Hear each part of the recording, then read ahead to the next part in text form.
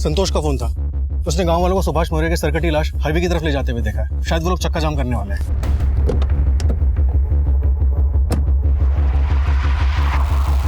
Police प्रशासन आए आए, पुलिस प्रशासन आए आए,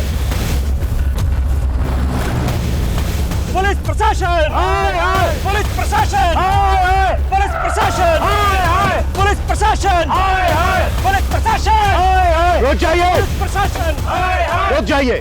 जब तक सुभाष का कटा हुआ सर नहीं मिल जाता और उनके कातिलों का पता नहीं चल जाता, अब हाईवे को जाम कर रखेंगे। चलो बढ़ो आगे।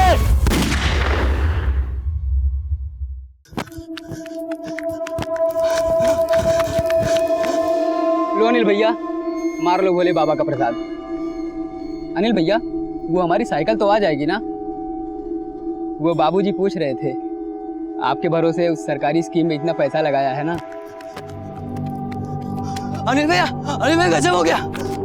इतना हाफ क्यों रहे हो? वो सुखाराम की बैल पीछे पड़ गई है क्या? बैल नहीं, पूरा गांव पीछे पड़ा है। वो सरकारी स्कीम वाले लल्लन और बच्ची पांडे दिल्ली की ठगी निकले। वो सिलाई मशीन, ट्रैक्टर, उस सब छूटा था। सारे पैसे लेके भाग गए। अरे कब सुधरेगा तू अनिल? पहले पूरे घर का पैसा डुबोया, अब पूरे गांव वालों को डुबो दिया। अरे खोपड़ी में दिमाग है, उसको चिल्ला मार के फूंक दिया तूने। हम अपने भाई के बेवकूफी के लिए आप सबसे माफी मांगते हैं। गलती तुम्हारी नहीं, तुम्हारे भाई की है। इस काम के सभी लोग तुम्हें बहुत मानते हैं, जिसकी वजह से पंचों ने पुलिस को नहीं बुलाया। पर तुम्हारे भाई की वजह से जिन लोगों के पैसे डूबे हैं वो तो लौटाने ही पड़ेंगे। तुम्हें 1 साल का वक्त दिया जाता है ताकि तुम पर अधिक दबाव ना पड़े।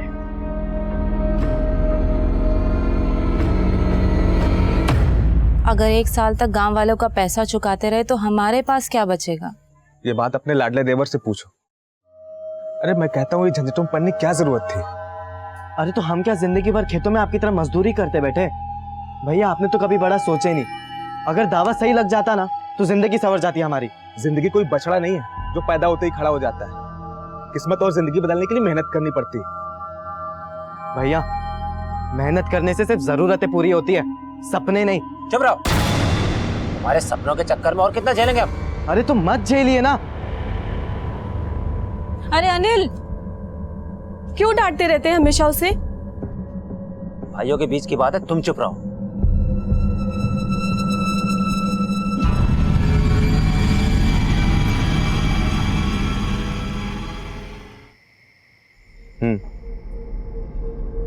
चलो बाद में बात करते हैं। अनिल, हाँ भैया चले?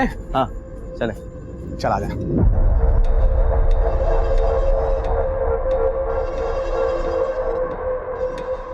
दीदी आप बड़ी किस्मत वाली हो। सुभाष भैया कितना ख्याल रखते हैं आपका। प्रकाश की याद आ रही है? फिक्र मत कर, शहर गया है बॉर्डर पर नहीं, कुछ ही घंटों पे आ जाएगा। उनके लौट के आने से भी क्या होगा दीदी? वो पास होते तब भी यही लगता है कि कहीं और है वो। उदास क्यों होती है? देखिए सब ठीक हो जाएगा। इन्होंने प्रकाश से बात की है।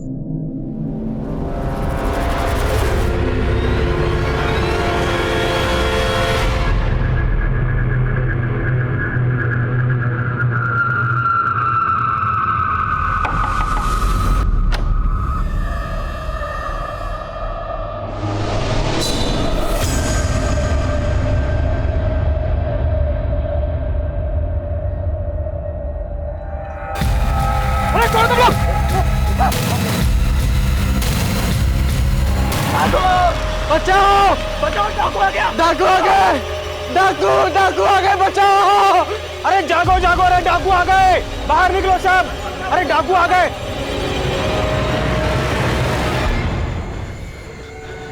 अरे तू उन्हें अकेले कैसे छोड़कर आ गया? कौन थे वो लोग? कहाँ लेके गए इन्हें? भाभी हमें कुछ भी नहीं पता। वो बहुत खतरनाक लोग हैं। उनके चेहरे पर कपड़ा था और उनके पास बड़ी बड़ी बंदूकें भी है। ऐसा करते हैं, हम सभी मिलकर चलते हैं। आप सभी अपनी अपनी लाठियां लीजिए और मेरे साथ चलिए। और तुम तीनों चलो जगह दिखाने को। चलो चलो जल्दी चलो चलो। हे भगवान।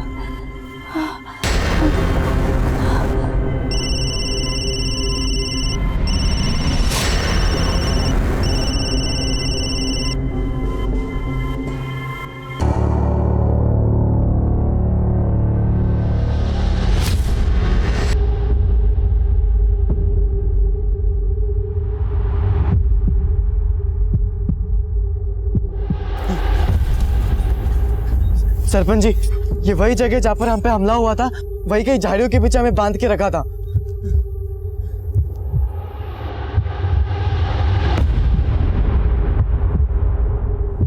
सभी लोग दूर दूर फैल जाइए और जल्दी से सुभाष को ढूंढिए, आसपास के सारे खेतों में, जल्दी। सुभाष! सुभाष भैया! सुभाष! सुभाष! सुभाष! सुभाष! सुभाष! सुभाष! सुभाष!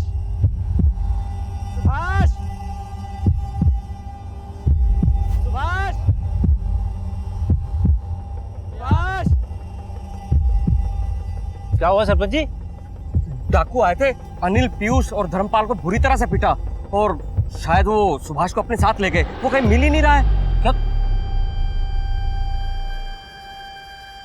सुभाष! सुभाष भैया! सुभाष! सुभाष भैया! सुभाष! सुभाष भैया!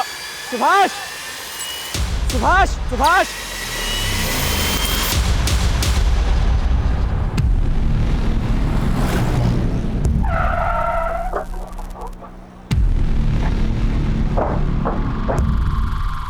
साहब, हमारा नाम धर्मपाल है। ट्रांसपोर्ट का काम है हमारा। टेम्पो, ट्रैक्टर ये सब भाड़े पर देते हैं हम। कल रात हिसाब का पैसा लेकर लौट रहे थे तो गमछा पहने 3 लोगों ने हम पर हमला कर दिया, हमें पीटा। एक के पास तो बंदूक भी थी साहब, हमसे हमारे पैसे भी छीन लिए। और फिर बेचारा वहाँ सुभाष आ गया और फिर अनिल और पीयूष आ गए। साहब, हम और पीयूष वहाँ से खाट लेकर आ रहे थे, फिर अचानक हम पर लाठियों की बरसात होने लगी। हमें तो पता ही नहीं चल रहा था साहब कि क्या हो रहा है। उन लुटेरों के चेहरे नहीं देखे तुमने, पर उनकी बातें तो सुनी होगी। वो क्या बातें कर रहे थे आपस में? नहीं साहब, आपस में ऐसा कुछ तो बात नहीं कर रहे थे, बस बार बार हमको धमका रहे थे। फिर हम सबको बांध दिया साहब।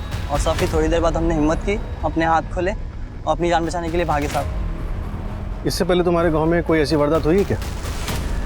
साहब, इससे पहले भी 1-2 लूटपाट की वारदातें हुई थी, मगर वो लोग ऐसे किसी को साथ में नहीं लेके गए। प्रकाश, तुम्हारे भाई सुभाष की किसी के साथ कोई दुश्मनी थी क्या?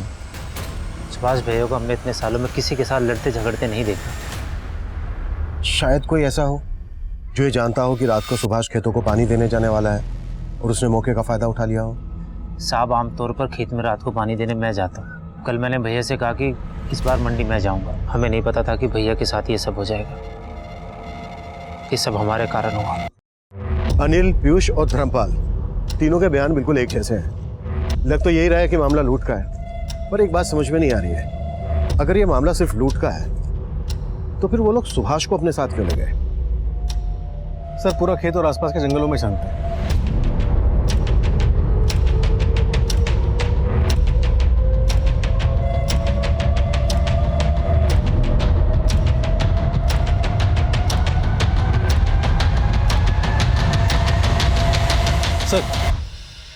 सर, एक लाश मिली है, लेकिन क्या? लेकिन उसका सर गायब है। व्हाट?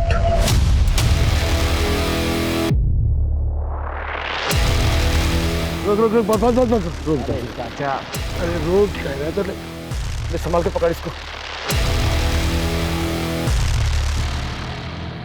इस आदमी ने परेशान करके रख दिया यार। अरे चाचा यार, तू अपने इलाज क्यों नहीं करवाता? पानी पीता कम है, निकालता ज्यादा है। अब जल्दी कर, वो उल्टी खोपड़ी गिरा देगा। हाँ चाचा, बैठो जल्दी यार, बैठो। बैठे? हाँ चले।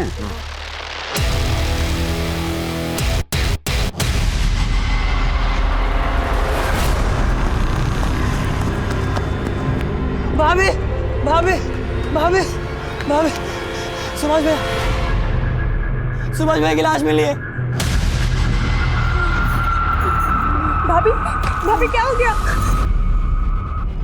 हमने उस इलाके के आसपास का सारा जंगल दोबारा से छान मारा। 15 घंटे चली सर्चिंग के बाद भी सुभाष का सर हमें कहीं नहीं मिला। पोस्टमार्टम के लिए वो हमें सुभाष का धड़ सौंपने के लिए तैयार ही नहीं थे और आखिर में बेकाबू हुए गांव वालों ने चक्का जाम करने का फैसला किया। इससे पहले कि कोई अनहोनी घटे, हमें स्थिति को नियंत्रण में लेना था। गांव वालों का खोया हुआ भरोसा वापस जीतना था। देखिए, हम लोग यहाँ आप लोगों की मदद के लिए ही आए हैं। आप लोग यही चाहते हैं ना कि सुभाष के कातिल पकड़े जाएं? हम भी यही चाहते हैं, लेकिन उसके लिए जरूरी है सुभाष का पोस्टमार्टम होना। मेरे भाई का सर चाहिए मुझे। आपने तो हाथ खड़े कर दिए कि उसका सर नहीं मिला। अगर आप लोगों में से कोई हमारी बात को समझ रहा है तो प्लीज समझाइए इसे। देखो, जितनी देर होगी पोस्टमार्टम रिपोर्ट आने में, उतनी ही देर होगी तुम्हारे भाई को इंसाफ मिलने में।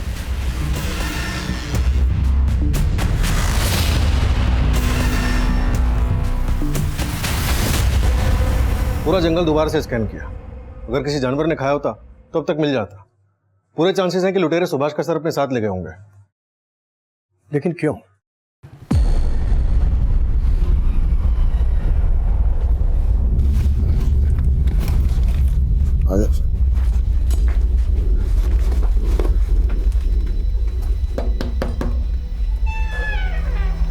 काम हो गया आपका। जैसी मांगी थी वैसी खोपड़ी लाएं।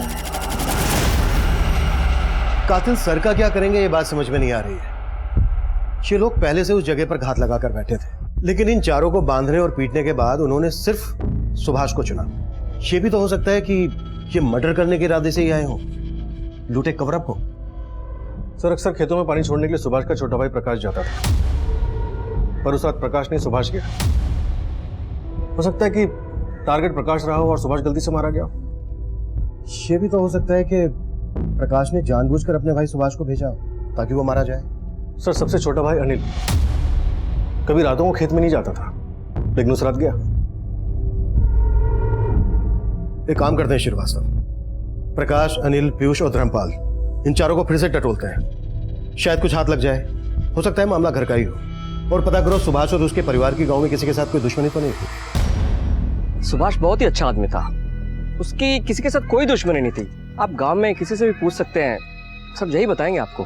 जी साहब, सुभाष को इससे पहले कभी किसी से लड़ते झगड़ते नहीं देखा है। और अपने घर के लोगों से? सब वैसे तो तीनों भाइयों में बड़ी अच्छी बनती थी, पर छोटा भाई अनिल थोड़ा बिगड़ा हुआ है। उसकी किसी फर्जी स्कीम के चक्कर में कुछ गांव वालों के पैसे भी अटके हुए थे, और गांव वालों का इसके बारे में उसके साथ झगड़ा भी हुआ था, और सुभाष ने सबके सामने उसको थप्पड़ भी मारा था। वो दिन क्यों चुना? कैसा सवाल है साहब? बहुत ही सीधा सा सवाल है प्रकाश।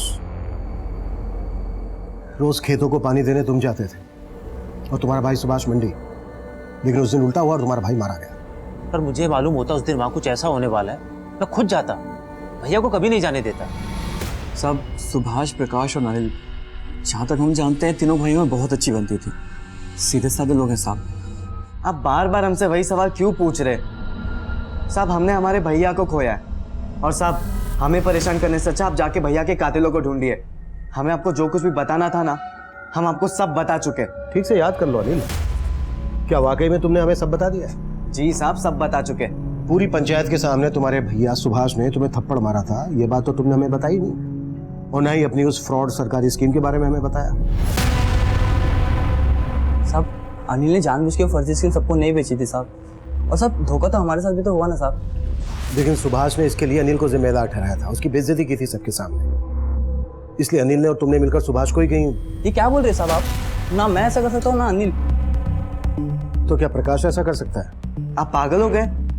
हमारे लिए और प्रकाश भैया के लिए सुभाष भैया पिता समान थे। साहब, कुछ भी बोले जा रहे हो आप।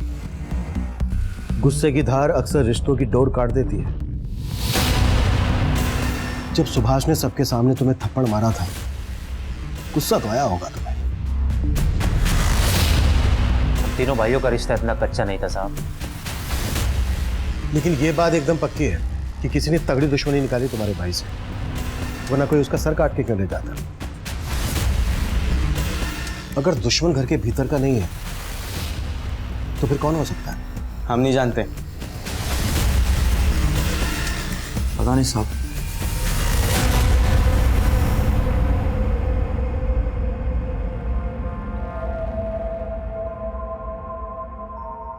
तू बस मुन्ने की फिक्र कर, बाकी सब मेरे को छोड़ दे।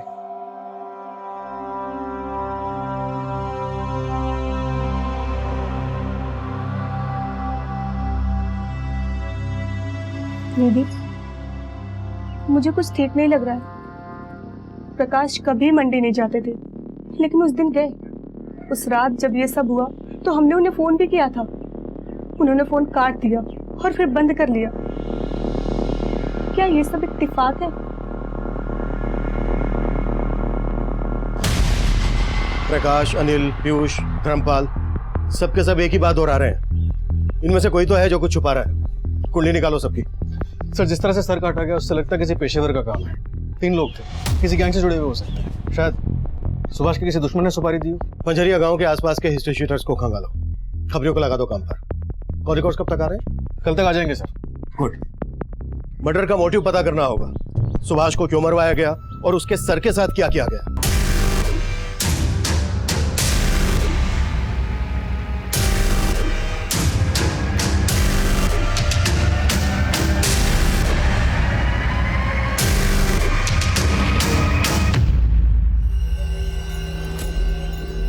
ये लीजिए।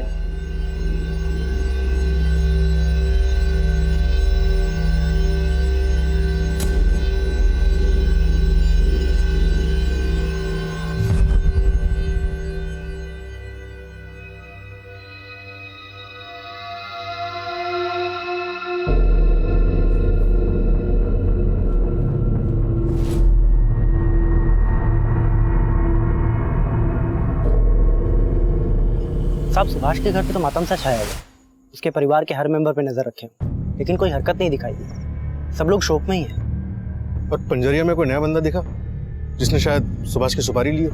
वो काम भी चल रहा है सर। सुपारी लेने वाले सभी गैंग में छानबीन कर, जैसे कुछ पता चलता है मैं आपको बताता हूँ। भाभी अगर उस दिन भैया की जगह मंडी नहीं गए होते, आज सुभाष भैया। हमने उस रात आपको फोन भी किया था, आपने फोन काट दिया और फिर बंद कर दिया। क्यों? हम भाभी से बात कर रहे हैं। अंदर जाओ। हमसे कुछ छुपा नहीं है। ज्यादा होशियार बन तुम। क्या बात करें तुमसे? जब से तुम इस घर में आई हो ना, पूरा सुकून छीन लिया है।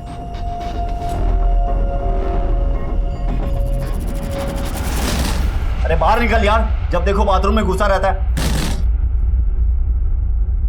ये मजा आ गया।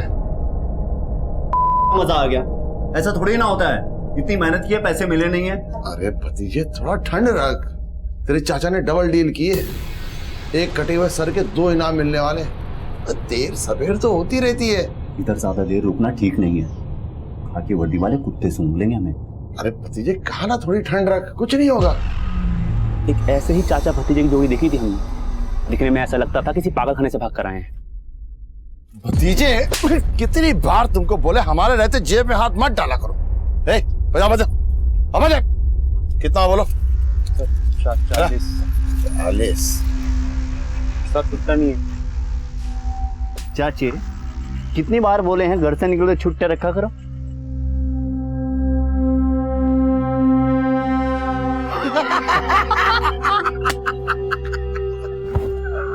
बड़े अजीब लोग थे, या यूं कहें कि पूरे के पूरे पागल थे।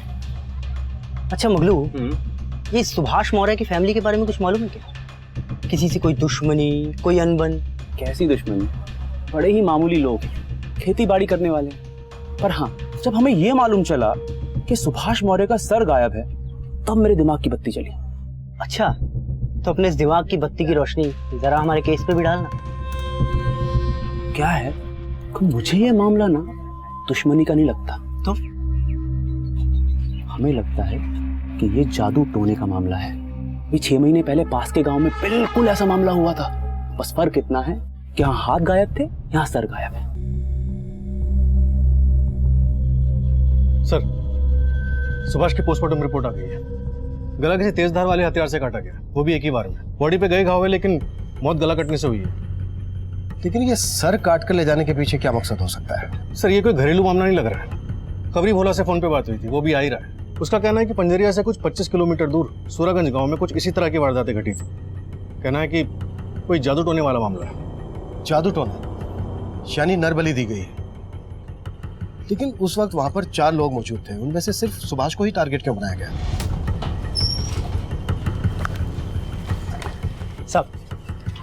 सब एक काम की खबर लाया। बोल। वो अपना हिस्ट्री शीटर है ना, विराज बनारसी, पंजरिया में देखा गया।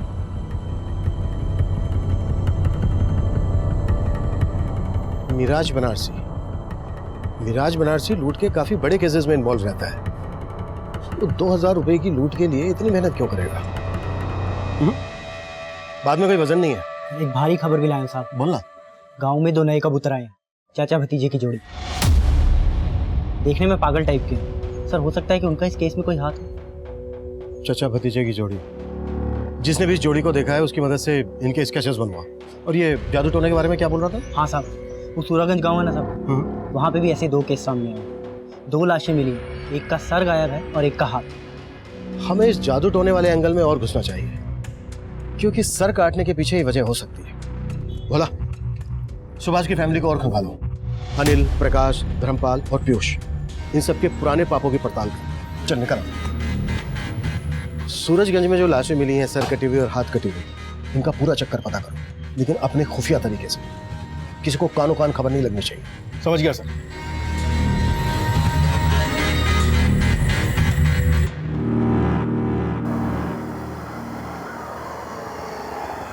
नाम तो हमारा इंद्रजीत है, लेकिन जिंदगी से हारे हुए। राहु केतु किस्मत पे ऐसा डेरा डाल के बैठे हैं कि पूछो नहीं। बहुत उम्मीद लगा के तुम्हारे इस गांव में आए हैं भैया। सुना है कोई जादू टोने वाले बाबा रहते हैं यहाँ पे? बाबू सही जगह आए, आओ मेरे साथ। यहाँ एक बाबा सुल्तानपुरी रहते हैं जो रूहानी ताकतों को बस में करना जानते हैं। ऐसा कोई मर्ज नहीं जिसका इलाज ना हो उनके पास में। बोलो तो मैं मीटिंग करा दूं, मगर तुमको मुझे 1000 रुपए देने होंगे। भैया जितना पैसा बोलोगे दे दूंगा, लेकिन मेरा काम जरा पेचीदा है। कर पाएंगे तुम्हारे बाबा? ऐसा कोई काम नहीं जो बाबा के लिए मुश्किल हो। इधर आओ। मुझे नरबली देनी है। नरबली? हाँ, उसी से मेरा बेड़ा पार होगा। कर पाएंगे तुम्हारे बाबा? हो तो जाएगा, मगर थोड़ा पैसा ज्यादा लगेगा। अरे भैया जय हो सुल्तानपुरी बाबा के लिए चलो मुझे वहां पे। चलो जल्दी चलो। तुम्हारी बिगड़ी बन जाएगी। 2 लाख रुपए लेके आओ और अपनी सभी समस्याओं से छुटकारा पाओ। 2 लाख? ठीक है बाबा, मैं अभी जुगाड़ करके लेकर आता हूं।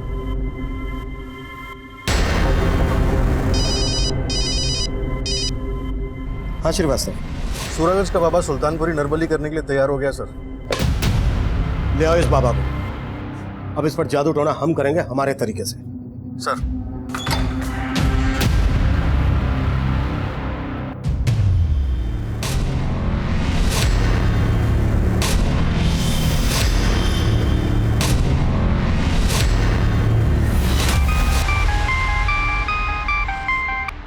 हेलो साहब, एक नई बात पता चली है।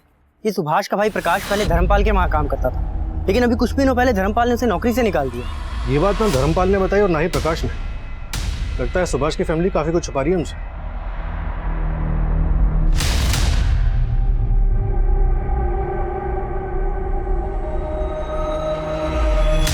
प्रकाश धर्मपाल के लिए काम करता था, ये बात दोनों ने छुपाई हमसे। सर मैंने धर्मपाल के कॉल रिकॉर्ड्स भी स्कैन किए। पिछले 1 महीने में उसके एक नंबर से 2-3 बार लंबी बातें हुई हैं। फिलहाल ये नंबर स्विच ऑफ है और किसी फेक आईडी पे लिया गया। जाहिर है किसी गलत काम के लिए लिया गया होगा। धर्मपाल को भी बुलाओ, प्रकाश को भी बुलाओ। नहीं साहब, हम नहीं जानते इन्हें। यही पूछने बुलाया था क्या साहब आपने? नहीं, कुछ और भी पूछना था। सुभाष का छोटा भाई प्रकाश तुम्हारे यहाँ काम करता था, ये बात तुमने हमसे क्यों छुपाई? साहब इसमें छुपाने वाली क्या बात है? वो काम में अच्छा नहीं था, हमने उसे निकाल दिया, तो फिर इसमें कौन सी बड़ी बात हो गई? साहब आप भी कहाँ से कहाँ कनेक्शन ढूंढने में लगे हैं। अरे हाँ, कनेक्शन से याद आया, एक नंबर है, इस नंबर से पिछले महीने तुम्हें 3 बार कॉल आया था। ये नंबर किसी राजवीर चतुर्वेदी के फेक आईडी पर रजिस्टर्ड है। कौन है बंदा? साहब कैसे याद रहेगा, आप ही बताइए। रोज न जाने कितने फोन आते हैं ये टेम्पो ट्रैक्टर का किराया जानने के लिए। उन्हीं में से किसी से बात हुई होगी हमारी। बाकी इस वक्त ऐसा कुछ याद नहीं आ रहा। याद आ जाता तो अच्छा होता, क्योंकि अगर तुम्हें याद आने से पहले हमने पता लगा लिया ना, तो बहुत दिक्कत हो जाएगी तुम्हारे लिए।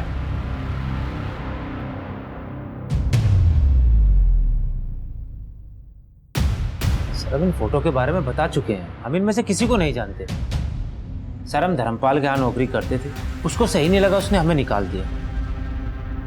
प्रकाश तुम्हें क्या लगता है ये धर्मपाल मरवा सकता है तुम्हारे भाई को? तुम्हारे भाई की कोई दुश्मनी रही है धर्मपाल के साथ?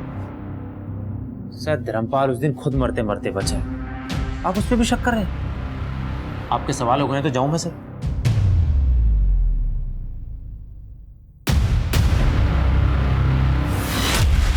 सच बोल रहा हूँ भाई, सुभाष ने प्रकाश की शादी उससे बिना पूछे तय कर दी थी। एक बार हमसे पूछ तो लेते, हमें नहीं करनी है शादी। अरे इसमें पूछने वाली बात क्या है प्रकाश? हमारे बाबूजी ने हमसे पूछ के शादी की थी हमारी। अब देख हमने जुबान दे दी तो हमारी जुबान की कोई कीमत नहीं है क्या? शादी तेरी सुमन से ही होगी, बस बोल दिए हम। हाँ सच है कि हम सुमन से शादी नहीं करना चाहते, नाराज थे भैया से। इसका मतलब ये तो नहीं कि हम अपने भैया को मार दें। अगर हमें मारना ही होता ना तो हम अपनी बीवी को नहीं मार देते। मतलब मारने के बारे में तुमने सोचा जरूर था? हम तो ये सोच रहे हैं साहब, आपके गोल गोल घुमाने में दिलचस्पी है, हमारे भैया के कातिलों को ढूंढने में नहीं। हमें शादी के खिलाफ थे, लेकिन हम अपने भैया के फैसलों की इज्जत करते थे। सुमन के साथ शादी करके खुश हो तुम? जी नहीं, काट रहे, बिना किसी शिकायत के काट रहे।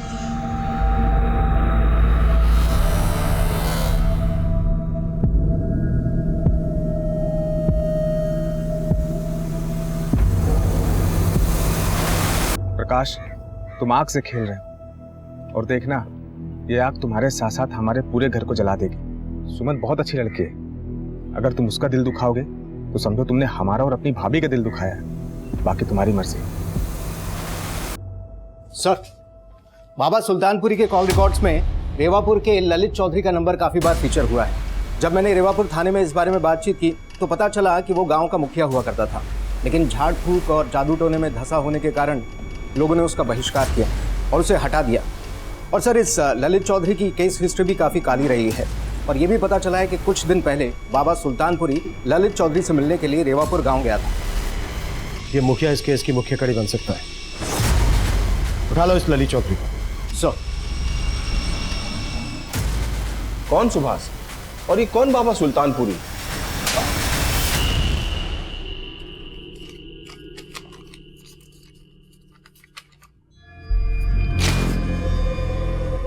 पिछले महीने में कम से कम 11 बार बात हुई है तेरी बाबा सुल्तानपुरी से और गांव वालों ने बताया कि तू उससे मिलने भी गया था। अब जल्दी से बाबा का ठिकाना बता दे हमें, नहीं तो तुझे ठिकाने लगा दूंगा। अरे साहब, गांव वालों को तो पता नहीं किसी जन्म का बैर है मुझसे। झाड़ फूक के झूठे इल्जाम में मुझे मुखिया की कुर्सी से हटा दिया। अब ये इल्जाम, कसम से साहब मैं किसी बाबा को नहीं जानता। सिद्धार्थ, सर इसकी हेकड़ी तो निकाल। सर, इस ललित चौधरी को काफी तोड़ा, लेकिन लगता है बहुत ही मोटी चमड़ी का है, टूटने का नाम नहीं ले रहा है। लेगा, जरूर लेगा, तोड़ते रहो। सर श्रीवास्तव, तुम ललित चौधरी की घर की तलाशी के लिए निकलो, शायद कोई काम की चीज हाथ लग जाए। सर।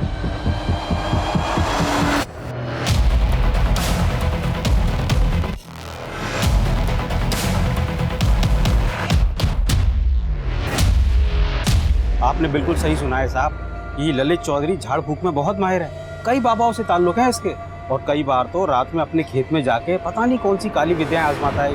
ये ललित चौधरी का खेत कहाँ पर है?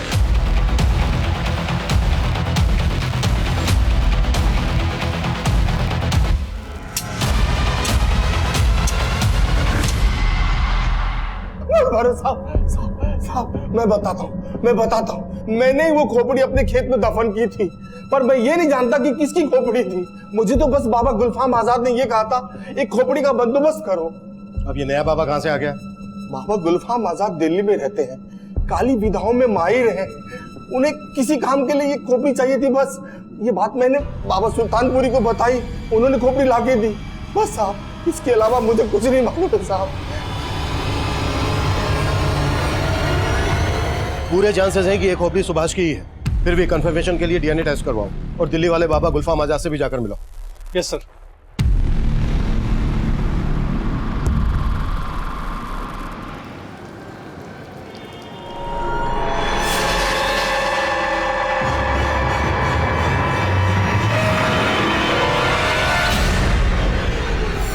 सर, इन चाचा भतीजा का भी क्रिमिनल रिकॉर्ड रहा है। इनके असली नाम फजलू और बिल्लू है।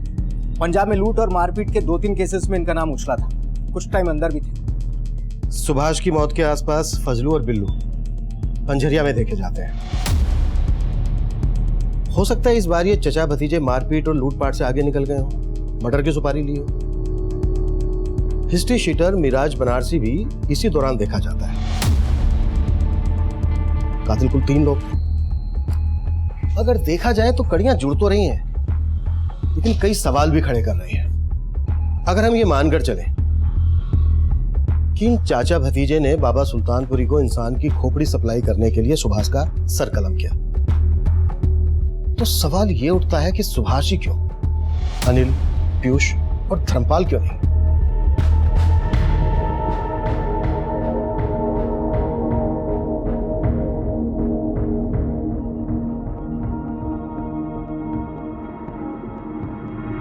तेरी जिंदगी पर शैतानी रूहों का साया है और इन शैतानी रूहों से लड़ना इतना आसान नहीं है। तेरे हाथ की लकीरों को बदलने के लिए मुझे एक नया हाथ चाहिए। तुझे किसी आदमी का दायां हाथ काट कर लाना होगा। बाबा, आपका दायां हाथ काट दूं चलेगा? जनाब, आप मुझ पर बेवजह शक कर रहे हैं। अब मेरे पास एक खोपड़ी आई जरूर थी, लेकिन वो खंडित थी, इसलिए मैंने उसे वापस कर दी। अब वो खोपड़ी किस आदमी की थी ये मुझे नहीं पता। मैं किसी सुभाष को नहीं जानता ना, मैं इसमें से किसी को नहीं जानता। जनाब, मैं गुनहगार नहीं हूं। रूहानी ताकतों का इस्तेमाल मैं लोगों की परेशानियां दूर करने के लिए करता हूं, बस।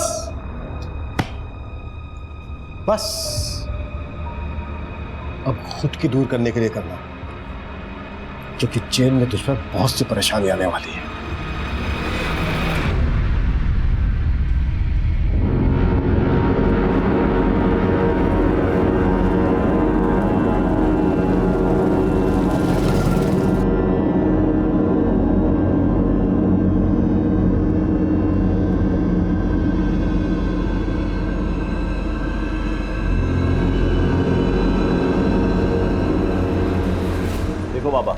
हमने आपको अच्छी ताजी खोपड़ी लाकर दी, हमारा पैसा नहीं मिला है अभी तक। अब हमारी खोपड़ी खराब हो रही है।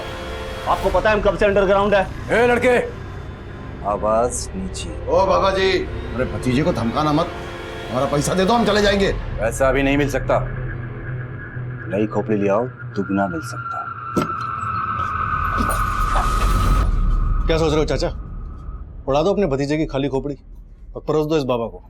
अरे बात तो सुनिए साहब, ये सुनिए बात। अरे लेकिन ये वो हमने किया क्या भाई?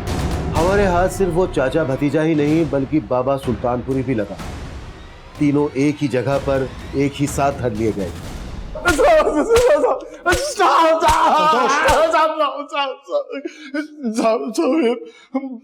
बाबा सुल्तानपुरी बहुत उल्टी खोपड़ी है साहब। उसने हमको 2 लाख रुपए ऑफर दिया कटी हुई मुंडी लाने के लिए। साहब, मुझे ललित चौधरी ने 5 लाख रुपए देने का वादा किया था। उसे एक इंसानी खोपड़ी चाहिए थी साहब। उसने कहा था काम खत्म होने के बाद पैसे देगा। मुझे बाबा गुलफाम आजाद ने 20 लाख रुपए देने का वादा किया था। किसी विधि के लिए उन्हें खोपड़ी चाहिए थी। जब उन्होंने खोपड़ी देखी तो वो नाराज हो गए। क्यों? ये नहीं चलेगी, इसके जबड़े टूटे हुए हैं। बाबा बड़ी मेहनत से मिली है, आप बोले तो गूंद से चिपका दूं। ले जा इसे, ये मेरे किसी काम की नहीं है। पर सुभाष को ही क्यों मारा? सुभाष के अलावा उस वक्त वहां पर 3 लोग और भी थे। सुभाष को ही क्यों टारगेट बनाया गया? साहब ये चुनाव मिराज बनारसी ने किया है, मर्डर भी उसी ने किया साहब, हमने नहीं किया। एक मिनट, ये मिराज कहां से आ गया बीच में? खोपड़ी की डील तो बाबा सुल्तानपुरी से हुई थी ना तुम्हारी? साहब वो हमें डबल डील मिला था साहब। कैसी डबल डील? देखो, हमको किसी को टपकाने का काम मिला हुआ है, लेकिन काम बहुत फैला हुआ है, हमसे अकेले होगा नहीं। देखो मिराज भाई, हम लोगों ने आज तक कहीं फूल मर्डर नहीं किया है और ना ही करना चाहते हैं। क्यों भतीजे? सही कहा चाचा। पहले पूरी बात तो सुनो। मारूंगा मैं ही, तुमको सिर्फ साथ देना है। देखो मुझे 1 लाख मिल रहा है, 50 तुमको दूंगा। मिराज भाई फेंको मत, हम जानते हैं आप 2 लाख से कम में काम नहीं करते। तो ठीक है, आखिरी ऑफर 80 दूंगा। बोलो साथ दोगे या कोई और बंदा ढूंढूं? लेकिन हमारी एक शर्त है। कैसी शर्त? मतलब हमको मुनाफा डबल मिलेगा साहब। किसी को मारना भी नहीं पड़ेगा और मुंडी भी मिल जाएगी, जिसकी हमें वो सुल्तान बाबा 2 लाख रुपए देने वाला था। और बनारसी 80,000 देगा। मुंडी काटनी है? मुंडी का क्या करोगे तुम? दरवाजे में लटकाएंगे। आपको क्या करना है मेराज भाई? पेट में छुरा मारने वाले हो, गर्दन में मार देना। फिर ठीक है, मुंडी तेरे को गिफ्ट किया। साहब वादे के मुताबिक मिराज ने तो 80,000 दे दिए, लेकिन बाबा सुल्तानपुरी से पैसे नहीं मिले। मुझे भी नहीं मिले साहब, ललित चौधरी ने दिए ही नहीं मुझे पैसे। मुझे भी नहीं मिली। बाबा गुलफाम को खोपड़ी में दरार जो दिख गई। मतलब मिराज को सुपारी मिली थी सुभाष को मारने की, ये सही है? हाँ किसने दी थी? ये तो मेरा जाने साहब, हम आम खाते पेड़ नहीं गिरते साहब। सुभाष को मारने की सुपारी मुझे धर्मपाल ने दी थी साहब। साहब उस रात को जो हुआ सब प्लान के मुताबिक हुआ, ताकि धर्मपाल पे किसी को शक न जाए साहब। लेकिन एक गड़बड़ हो गई जो हमने सोची भी नहीं थी।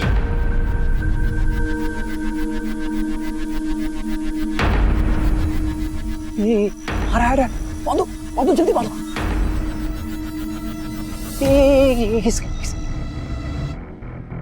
अरे ये तो सुभाष है यार, उसका बड़ा भाई। क्या करें? तुमको जो खोपड़ी चाहिए किसकी भी चलेगी। तो अपने भतीजे के काट कर जा। मत भाई का बदला भाई से लेंगे। मार दो इसे। हम जानते थे कि बड़े भाई सुभाष ने पूरी फैमिली को जोड़कर संभाल कर रखा हुआ है। हमें लगा कि अगर सुभाष ही मर जाएगा तो उसका पूरे परिवार ही बिखर जाएगा, और यही सजा होगी उसके किए की। किसकी बात कर रहा है? प्रकाश की, अनिल की? प्रकाश की। एक वक्त था साहब जब प्रकाश हमारे लिए काम किया करता था। हम उस पर पूरा भरोसा करते थे। घर से कुछ भी लाना ले जाना हो तो उसको ही भेजा करते थे, लेकिन उसी ने हमारे घर पर डाका डाल दिया। लीजिए भाभी, हो गया आपका टीवी ठीक। कल ही तो ठीक किया था, बार बार बिगड़ क्यों जाता है? नहीं समझे? देखो हमारी आंखों में सुंदर नहीं है क्या हम? अच्छा, हमें ये बात पता चली तो हमने उसे काम से ही निकाल दिया और हमारी जिंदगी दुश्वार हो गई। शर्म नहीं आती तुम्हें? मालकिन होकर हमारे मुलाजिम के साथ। अब तुमसे तो कुछ होता नहीं है। मीनाक्षी, खबरदार ऐसी हरकत की तो हाथ तोड़ देंगे। प्रकाश इस घर में आता है, आता था और आता रहेगा, समझे? मीनाक्षी तो बेशरम, लेकिन प्रकाश को तो समझना चाहिए था। अपनी बीवी को धोखा दे रहा था। मेरा और उसका दोनों का घर उजाड़ रहा था वो। अब हमने उसको समझाने की बहुत कोशिश की, लेकिन वो फिर भी हमारे घर पर आता रहा। तो हमने तय कर लिया कि प्रकाश को हमारी बेइज्जती की कीमत चुकानी पड़ेगी। हमने मिराज बनारसी को उसकी सुपारी दे दी, और प्रकाश की किस्मत, उस रात उसकी जगह उसका भाई सुभाष आ गया। लेकिन अच्छा ही हुआ साहब, प्रकाश मर जाता तो छुटकारा मिल जाता उससे। वो पूरी जिंदगी मेरी तरह तड़पेगा, अपनी गलती पर रोएगा। यही चाहिए था मुझे, यही चाहिए था साहब।